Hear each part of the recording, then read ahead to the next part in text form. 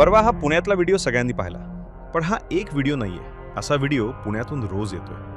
एकेकाळी शिक्षण आणि संस्कृतीसाठी ओळखलं जाणारं पुणे आज वाढत्या गुन्हेगारीमुळे चर्चेत आहे.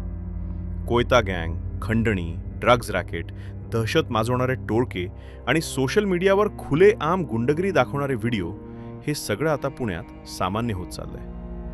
मात्र यामागचं सर्वात मोठं कारण म्हणजे गुन्हेगारांना मिळणारं राजकीय संरक्षण. पुण्यातील आंदेकर कुटुंब हे त्याचं मोठं उदाहरण मानलं जातं.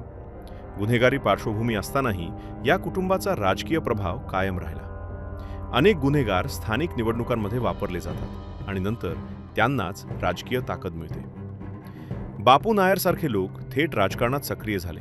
यावरूनच गुन्हेगारी आणि राजकारण यांच्यातील सीमारेषा किती पुसट झाली आहे हे दिसून येतं.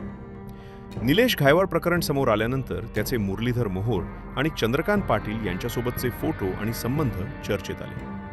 त्यामुळे सामान्य नागरिकांच्या मनात हा प्रश्न अधिक तीव्र झाला की पुण्यात गुन्हेगारांना खरंच कोणाचं संरक्षण मिळतंय? आज परिस्थिती अशी झाली आहे की अनेक गुन्हेगारांना पोलिसांपेक्षा राजकीय ओळखीची जास्त ताकद वाटते. त्यामुळे कायद्याची भीती संपत चालली आहे आणि सामान्य पुणेकर मात्र असुरक्षिततेच्या वातावरणात जगत आहे. पुण्याची ओळख संस्कृती आणि शिक्षणाने राहावी, गुंडगिरीने नाही. यासाठी राजकीय संरक्षणाखाली वाढणाऱ्या गुन्हेगारीवर कठोर कारवाई होणं गरजेचं आहे.